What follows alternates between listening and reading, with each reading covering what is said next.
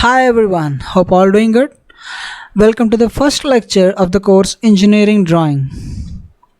Coming to the basic requirements or tools for proceeding with this course are drawing board, drawing sheet, a geometric set where a scale, an eraser, a sharpener, 40-45 that means 45 degree set square and 30-60 set square, circular, a pencil and protractor are there, a mini drafter and board clips or drawing clips will be there, using which we can clamp this sheet to this board. So those are the minimum tools. There are many others, say roll and draw, say divider is also there. There are many other French curves are there. So there are others as well. So presently these are the basic tools without which we can't proceed. Now coming to the standard drawing sheet sizes, there is A0 standard from which the remaining can originate. Say the first one, A0 size is 841 by 1189 mm. In mm I am talking. So from this size we can get the remainings by halving the lengths and taking the widths as it is in every step. Say from A0 to A1 when we go, take half of this length in the present size as width for the next, and take the width in the present as it is the length. So this 841 is the width for present case. This will become length for the next case, that is A1 case. It is the length. Half of the present length will become width for the next. It is not exact half but near half, we can say. So nearby rounded number he is taken as per the standards, so nearest numbers. So A1 size from here, say in 594 and 841, 841 is becomes length, so half of it will be nearly 420. That will be half of the length will become width for the next. This width will become as it is the length for next one. So for A2 this is the standard size. A3, A4, A5, so on. So depending on the complexity of the drawing, depending on how many figures we want to accommodate in a single sheet, we select the size of the drawing sheet. Now coming to the basic layout of this, so using drafter, if at all it is an untrimmed or non-standard sheet, we have to make it a standard first. So first we will draw margin lines, thick continuous lines. Say for example in this case it is A1 sheet, raw A1 sheet, that means a non-standard A1 sheet. We made to make it standard by drawing 841 length and 594 width. So that rectangular region will be of standard A1. Within that we have to draw borders from top, right and bottom lines of margin lines. We have to draw 10 to 20 mm inside, but on the left side we have to keep at least 20 to 40 mm space. That means here in this case he has taken 40 mm from margin to border line, so 40 mm.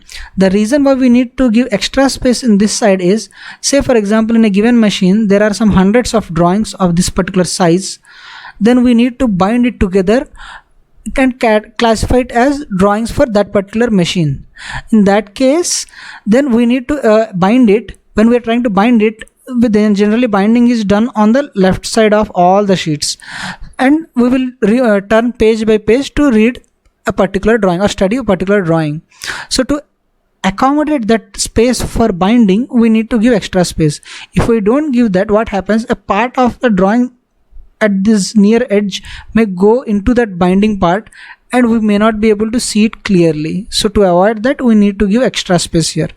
So there is a title block here which is of significance.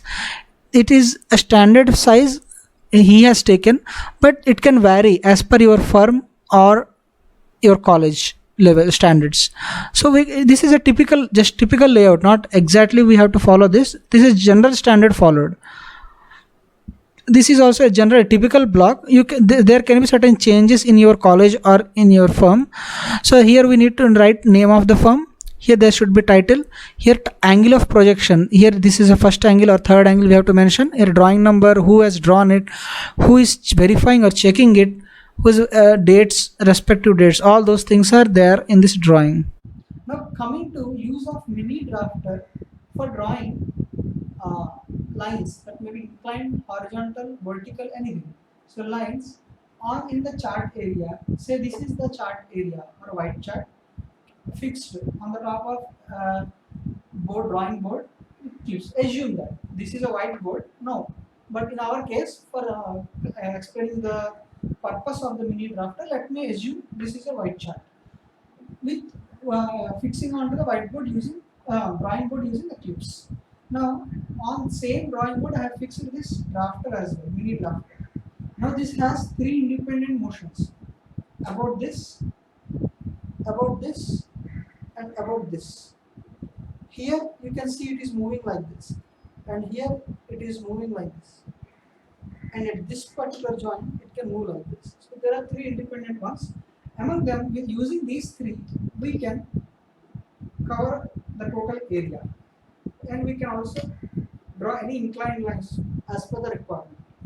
Now say this is the chart region. Now for example, also one more thing, few more things to observe are these two scales are perpendicular to each other. That means when a given line, say for example, is like this, then so there is a given line like this. Now when we want certain perpendicular to it, just we can align that line with this edge, and of course fix this such that this doesn't move, and then draw it.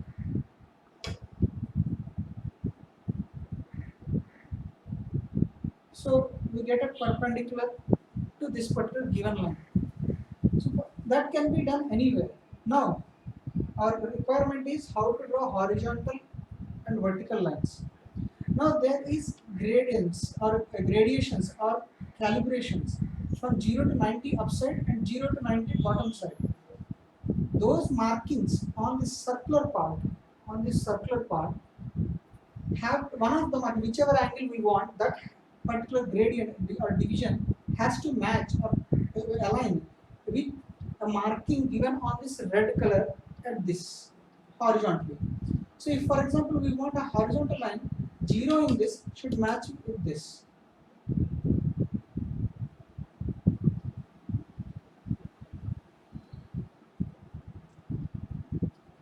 Now when we fix it here like this, it is fixed.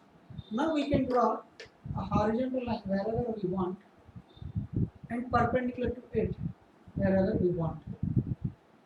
Now for suppose this is a horizontal line given, and to that we want a line inclined at 60 degrees. Now this is 0 degree line, horizontal line. With that we want 60 degrees inclined upwards. That means we will loosen it and move it 60 degree upwards. There is other way also, move it 30 degrees downwards and use this edge this side, or else move it 60 degree upwards and use this edge. So for example, I want a line making a 60 degree, inclined 60 degree with this horizontal line and passing through this particular point, or say passing through this particular point. Now I have adjusted this to be 60 degree with this particular line or horizontal in this case, and I will place about this line or this point. So now any line I draw through this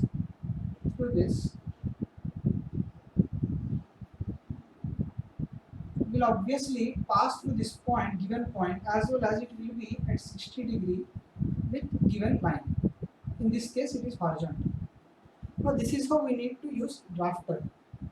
Now anyway, with the drafter we can draw parallel lines as well. Say we want to draw a line parallel to this, and we can even say the distance, say at a distance of you can measure distance in horizontal along x or perpendicular to this. This is absolute distance, this is in x direction. So I want absolute distance of say 5 centimeter from this. Now anyway, 5 centimeter absolute distance from this line means perpendicular to it. Along this we have to measure 5 centimeter. We know If this line is aligning along this scale, then this scale is perpendicular. So by using 5 centimeter from here, I can draw a line like this. Now automatically the distance between these two will be 5 centimeter, and this will be parallel to this line. Wherever you take, by fixing this at angle here, wherever you take, here also if you draw here as well,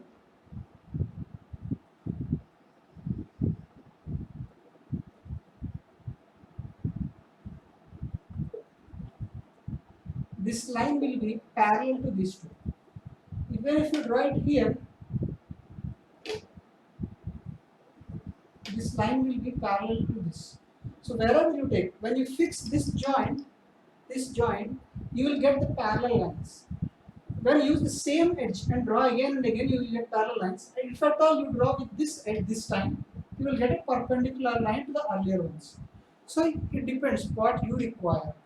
Now if you want to make some angle with this, you will adjust the angle accordingly with these radiations. So you can have that. So this is the use of mini drafter. This actually helps us to draw things quickly. Apart, if you go by traditional method or conventional method of using a scale, an individual scale and protractor, it will take lots of time to cover the area.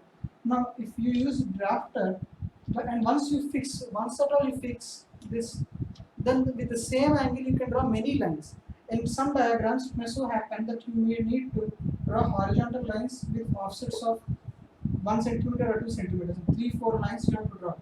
If with scale, if you draw, every time you have to measure. Say for example, if with simple you have only pencil and scale, then you have to mark certain points, draw a line, from that again mark some points and join these two, and again mark some points and again join these two. In that way you have to draw parallel lines in case you have only scale and pencil. But if you have mini drafter and a pencil, then once if you have first line, by fixing this, we can draw many n number of lines parallel to this at different distances, because anyway already markings are here on this vertical one. If you want parallel lines parallel to this at 2 centimeter again and again, so for example 5 lines I want parallel to this at offset, distance of 2 centimeter away. Here I will measure 2, I will draw. From here again 2, I will draw. In that way I can draw n number of lines very easily and very quickly. So those are the uses of mini drafter. It will ease out or speed up our drawings. There are two types of set squares. One is 45-45. That means for this right angle triangle, this right angle triangle,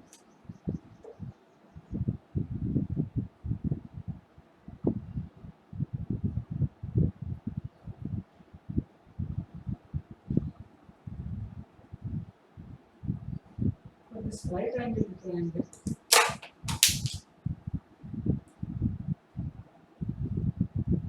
these angles will be 45 degrees. So this set square is of 45 degrees. Another one is there, which is 30-60 we call it. The angles will be 30-60.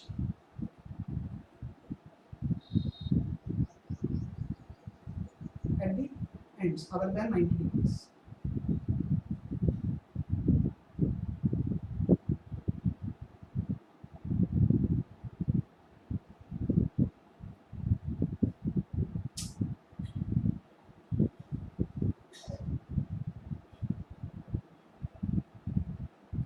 Now this is 60 degrees, this is 30 degrees. So what are the use of this? Why do we need set squares? Yes, of course, it will ease out. Like the mini drafter, that's of different purpose, but these also have certain purpose. Purpose is to ease out drawing of certain lines. Say for example,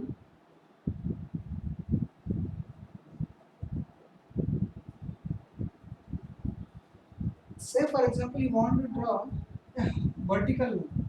Now given that if this is a horizontal line, I'm not saying this is, but say for suppose,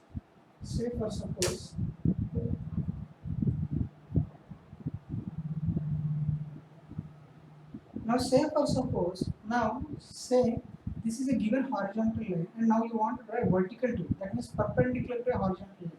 Now what you will do, either of them will hold like this, and since both these set squares, this one of the edges should align along this given line. On top of that, you will place this other set square with 90 degrees, on this line. Now, holding that, when you draw a line, this line what we get is perpendicular to the given line, that is given horizontal line. It is not only this, even if you can draw perpendicular to this as well. Only thing is you have to hold it like this, place it another tri square like this. At whatever point, say he is asking to draw a perpendicular at this point, he will hold it, one set square here, other set square here, and simply draw this line. So you will get a perpendicular. So you can draw perpendicular lines like that using set squares. That is one of the use. That is one of the uses. A few more to say. We can draw parallel lines using set squares. Say for example, there is a given line like this. Now I want to draw parallel lines to this. Now, perpendicular to this, hold one set square and hold one more set square like this.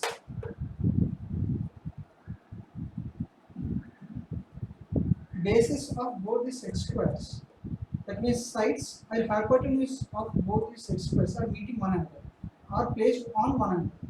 Now, one perpendicular edge or perpendicular edge of top set square is meeting or collinear with this given line. Now, slide this set square on the with other set square fixed. Now, whatever lines you draw, those all will be parallel to the given line, like this. So these will be parallel to each other.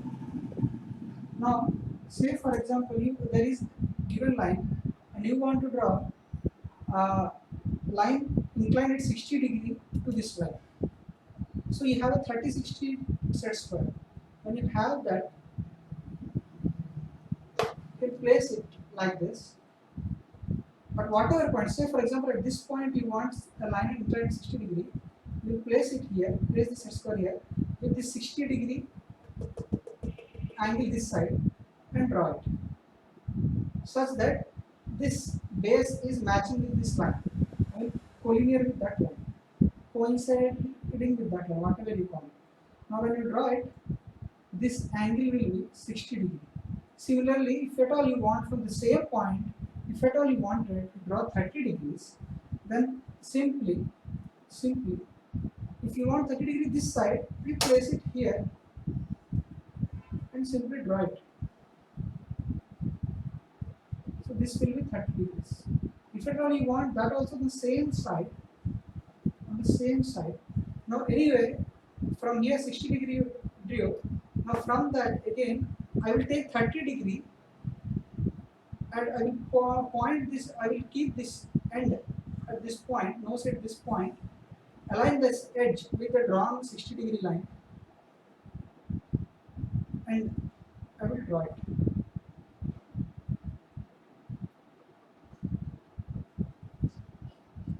This will be at 30 degrees. Now we understood how to draw a 30 degree line and 60 degree line from a given point on a given line using set square 30-60.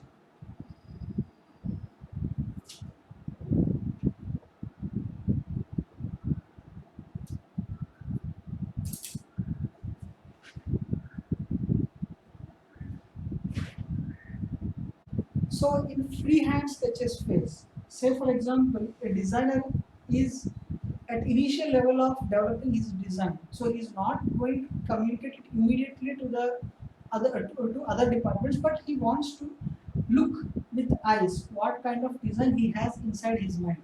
So at that stage, generally what he will start is freehand sketches of whatever he is imagining. Say of a car.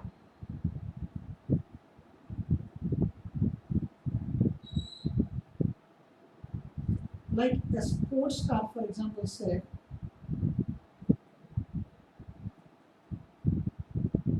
with some aerodynamics.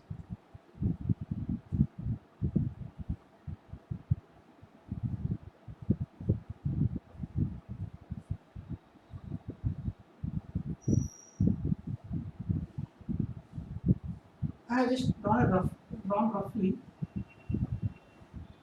Just he's trying to picturize what kind of elements should be placed here, what kind of curve it should have, then what kind of curve it should we have, to how much length it should be straight, then again what kind of curve we have. So those things he is trying to picturize within his brain. He will refine the sketch again and again to certain extent where he can have a 3D sketch of a car. So I am not drawing it to the perfect one. It may not be perfect. My drawing may not be perfect.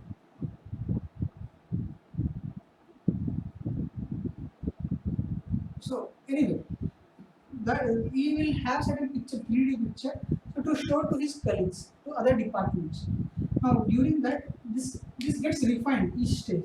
Then he will sit with the production engineer and he will discuss whether what kind of things or what are the limitations of existing machines in the industry, so that he will be in a position to understand what kind of curves or what kind of fittings he will not be able to produce using those available machines. So accordingly, he has to refine his design so that it can be produced. Because if designer is very excellent and he has used all his concepts of physics and everything, and he has produced an excellent design, but what is the use if the design cannot be produced and we cannot realize it in front of our eyes? So the in real world is very much different from imaginary world. So in real world there are certain limitations. Whenever we design something, we have to take those limitations into consideration and then design. So if you start taking the limitations at first hand, you will not be able to proceed with the design. So what is initially required is you need to first have that imagination completely and have certain picturization with freehand sketch with certain refinements or iterations. Within yourself, you will have some idea whether that can be produced or not, whether that will be good or not, whether it is will appease your customers or not. With your experience, you will have that idea. So you can have 2, 3 iterations and you come up with certain design, a freehand sketch. Go to the production engineer and discuss with them. Go to the marketing engineer, discuss with them. Marketing representative, discuss with them whether such kind of models are of trend or not, whether customers will like it or not. Such things have to be discussed before the final design and development stage. So once those discussions happen, those iterations we will do come and go again and again. We will finalize the design. In that finalized design, we will place or we will give dimensioning to each and everything. What is this length? What is will be this length? What kind of radius it should have? What is this length? What kind of aerodynamic? What kind of curve it should have? What will be the radius of that curve? So everything has to be there with all details. That particular drawing which gives us details of all the dimensions and all the geometric features. If there is a hole, we have to show that from the edge. Say for example, there is a hole like this. From this particular edge or from this whatever, some idea should be there. From that, at what height it is that hole exists. What is the diameter of that hole? Those certain all those details when are given in certain diagram in a proper way, so that any department in the industry can understand. Say for example, if production engineer take that page, then he can immediately understand what he has to do. He can go to the machine and start the people or make the people to produce that particular product. So if a design, if other design is after, say for example, I have designed this product, I have made this drawing, I have left the company, some other new engineer or new design engineer has come up to and he wants to, or the company wants to refine that drawing, come up with new or modified or new features, add new features to the existing drawing and existing product, then he should be in a position from this diagram to understand what was actually what is actually the existing one, so that he can assess what needs to be added. So whoever sees that particular diagram should be in a position to understand all the features of that product. So that particular drawing we call engineering drawing. In the earliest stages, before the revolution, industrial revolution, or before the advent of computers into the industry, everything was going on papers. That time we used drafters, set squares, French curves, or many other elements or instruments to provide drawings. Now anyway, after computers has come up in this engineering design life, then we have this CAD. We have different systems. The design engineer can imagine anything inside his mind with available or programmed software such as AutoCAD, CATIA, SolidWorks, and many more, Pro-E, Creo, or whatever you call. Those softwares are there using which you can design within your mindset and as per your imaginations, produce a particular design. And from that, within that, there exists a module called drafting in any of them. From that drafting, you can have a particular this engineering drawing which I am telling you. So now everything is computerized. But anyway, to understand what's happening there using computers, you should have a minimum basic understanding of what we need to draw on paper. What kind of engineering drawing, what are the curves existing, what kind of things we need to take care of in an engineering drawing.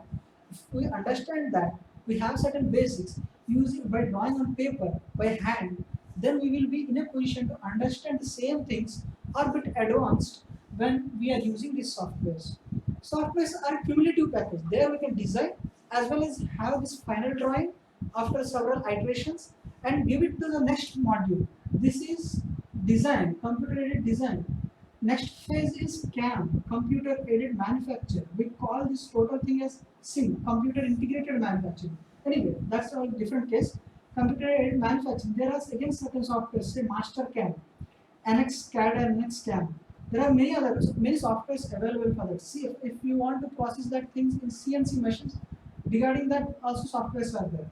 So these are manufacturing softwares. Once design is finalized, a draft is taken out, that is engineering drawing is taken out through the computer only. The same thing is fed, the design is fed. If that drafting is finalized, management says gives green signal, then we can go ahead. We can give this file, whatever we have created, that file and we give as input to CAM, this will produce our product, final product. So either that, so those are all different parts. So to understand these things, we should be in a position to draw engineering drawing or understand engineering drawing on paper first. This forms the basis for all those things. That is the importance of this subject. Now anyway, in freehand sketches, you may need to draw curves, you may need to draw lines. And with practice, you will be able to understand. Say I have a certain line, you want to draw a line at 60 degrees to this. With practice, in initial level, you may not get it. With practice, you may be able to draw it exactly as 30 degrees, or as 60 degrees, or as 90 degrees. That with practice, you can draw that. Anyway, the initial step is to draw a line horizontal and draw a vertical line. Now to draw that, let us take a near horizontal. In freehand sketches, it will never be perfect horizontal or a perfect vertical. They will be near ones, near horizontals. So in drawing a line, you should not get wavy like this. There is no wrong if the line don't pass through these two exactly. It can go certain upside or downside, but anyway, it's best if we're able to pass it like that. What I did, I had taken 2 points. I placed my nib here. I was looking at that point and I just drawn it in a one stroke, single stroke, from left side to right side, and I got a near horizontal line. Similarly, when I want a vertical line, I will take some 2 points. So 2 points which are nearly vertical, collinear, and keeping nib here, I will look at this and I will draw it like this. Sometimes it may not get correct, but with practice you will have near perfect, not perfect but near perfect, or near vertical lines and near horizontal lines. So this is the way to draw horizontal and vertical lines using freehand. In a single stroke you have to do it.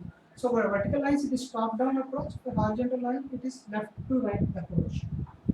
Now with the same freehand or without the use of compass, you can draw circle as well. How to draw a circle? Now say this is the center and you want a circle of radius 5 centimeter.